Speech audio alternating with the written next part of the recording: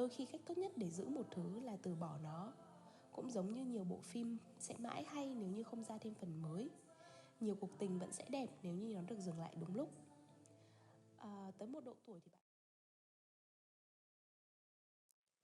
Hello, lại là mình đây. Trước khi bắt đầu đi vào cuộc trò chuyện ngày hôm nay, mình muốn hỏi là mọi người thường hay nghe podcast khi nào? Tức là khi mà mọi người đang tìm một cái gì đó, hay mọi người nghe theo thói quen, hay là khi mọi người gặp chuyện buồn, hay là mọi người mông lung, hay là mọi người đang trăn trở hay tìm kiếm một cái câu trả lời nào đó cho bản thân mình cũng không biết nữa. Nhưng mà khi mà mình thu podcast á, thì mình sẽ thường chỉ thu khi mà có một cái câu chuyện gì đó đặc biệt, hoặc là ngày hôm đó mình có cảm xúc về một cái điều gì đó và mình muốn ghi lại, mình muốn chia sẻ lại. Nó không có một mục đích gì khác cả. Thời gian vừa rồi thì cũng có nhiều điều mới. Thế nhưng mà mình cảm giác là mình đang vào một cái giai đoạn chững. Chững ở đây là tất cả mọi thứ xảy ra với mình đều rất là nhẹ nhàng, thậm chí là có phần thờ ơ. Mình không quá vui hay không quá buồn về một điều gì cả. Mình cũng không biết là điều đấy có tốt hay không nữa, hay là mình đang ở trong cái khoảng thời gian mà hoảng loạn ấy, mà không hiểu nổi cảm xúc của mình. Đó. Đúng như cái tên gọi của số ngày hôm nay thì mình sẽ chỉ luyên thuyên thôi. Mình sẽ không có một cái câu chuyện cụ thể nào đâu. Nhưng mà mình có một cái update mới. Đó là mình có lập một cái email cho kênh podcast này. Tại vì mình nghĩ rằng là qua 20 số và với khoảng gần 10.000 người nghe tính đến ngày hôm nay, là một con số khá là áp lực đối với mình. Và nhiều khi mình cũng nghĩ là không biết là mình cứ nói những cái câu chuyện kiểu không đầu không cuối như thế có được không á. Rồi những cái chia sẻ của mình thì nó là những cái suy nghĩ rất là chủ quan từ phía mình thôi, thì liệu nó có tốt hay không? Và mình nghĩ là mình giỏi hơn ở trong việc lắng nghe. Dạo gần đây mình có vấn đề về chia sẻ, mình nghĩ thế. Đợt về Hà Nội vừa rồi mình có gặp một người bạn khá là đặc biệt. Đặc biệt ở đây thì nó không phải là cái vị trí của bạn ý hay là về cái mối quan hệ của bọn mình như thế nào, mà đặc biệt ở đây là lần đầu tiên mình nhận ra là mình khá giỏi trong vị trí nghe. Và cũng đặc biệt là vì những cái câu chuyện mà bạn chia sẻ với mình ngày hôm đó thì lại là những điều mà mình đã nghĩ trăn trở từ rất là lâu rồi. Và mình nghĩ là chắc là chỉ có mình cảm nhận như thế thôi, và chắc là chỉ có mình bị dở hơi nên mới nghĩ như vậy á. Thế nhưng mà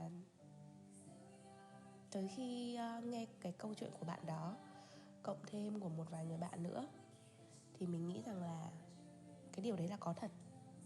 Đó chính là cái tiêu đề của ngày hôm nay. Đó là những câu chuyện buồn thật đẹp. Đấy là cái câu mà bạn nói với mình khi mà bạn kể cho mình nghe về một đoạn cuộc đời mà bạn sẽ không bao giờ quên được. Và lúc đó thì mình chỉ im lặng thôi.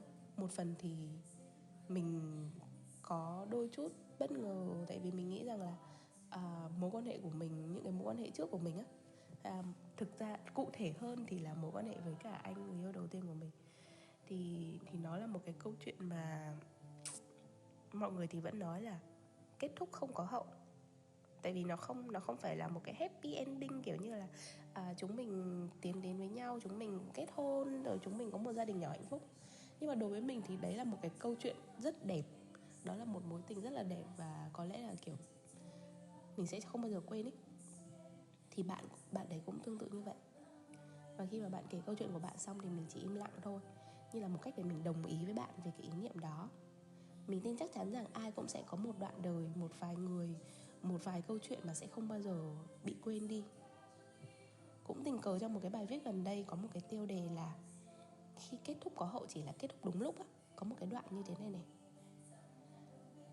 đôi khi cách tốt nhất để giữ một thứ là từ bỏ nó.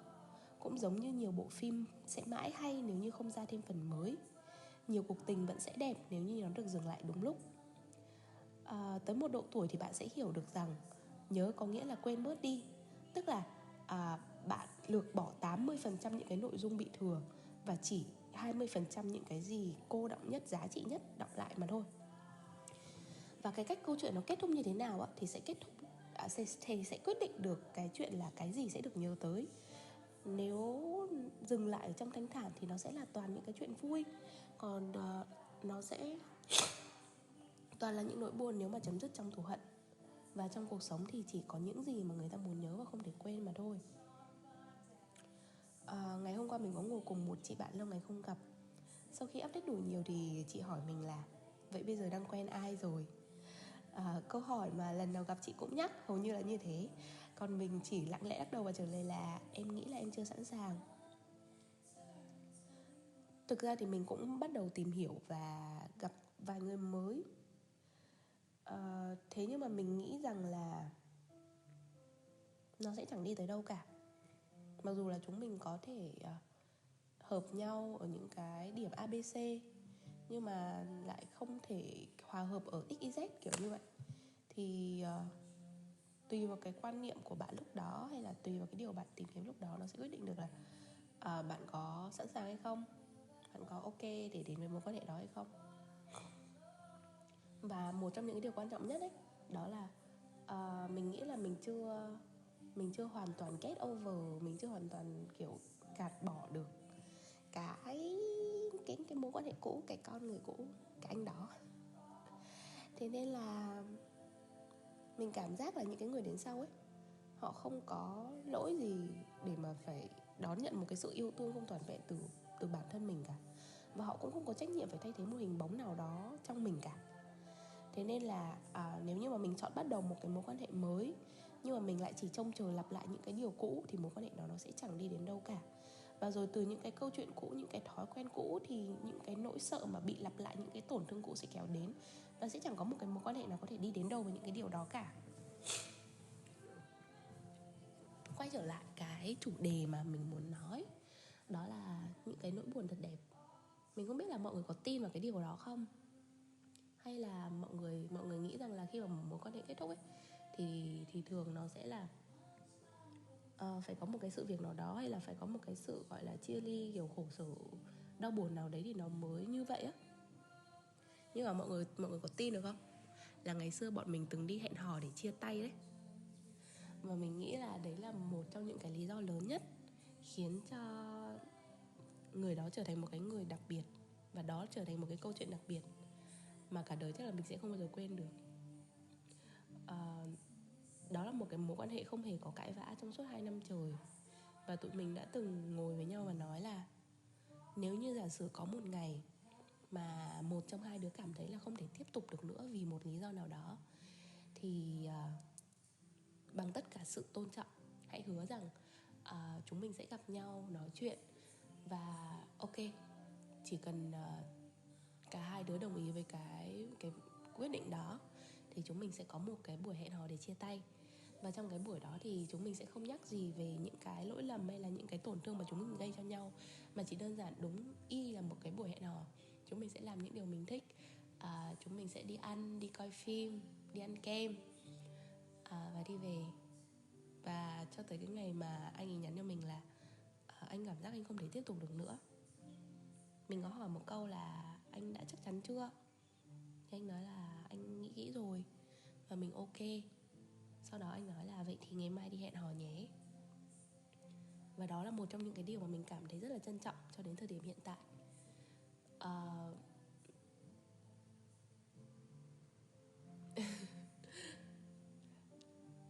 Thời gian trôi đi rồi á, con người cũng đi qua tại cái thời điểm đấy rồi. Mình nhận ra là thời gian nó không thể quay trở lại, và bản thân mình cũng không thể quay trở lại được.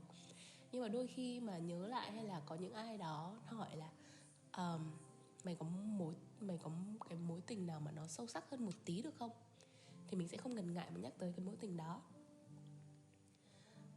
Và cũng nhờ cái người đó mà mình học được rằng là everything happens for a reason. Kiểu như là mọi chuyện xảy ra đều có lý do của nó, và những cái chuyện đó đều tốt á. Thực ra thì mình vẫn luôn tò mò, nếu như mà chúng mình ngày hôm đó chúng mình tiếp tục với nhau, chúng mình đi xa hơn, thì liệu là chúng mình có vui không, hay chúng mình có một cái happy ending không. Nhưng mà vì chúng mình dừng lại, thế nên là mình có nhiều trải nghiệm hơn, mình có nhiều cơ hội mới hơn. Và tự nhiên mình có một cái kỷ niệm đẹp để mà nhắc lại là thanh xuân của mình hóa ra là kiểu cũng có một cái câu chuyện như thế, có một cái mối tình đáng mơ ước như thế, kiểu như thế. Quay trở lại người bạn đặc biệt đó, thì mình nghĩ là cũng sẽ mất thời gian để bạn có thể vượt qua được cái tổn thương hiện tại bạn đang mang.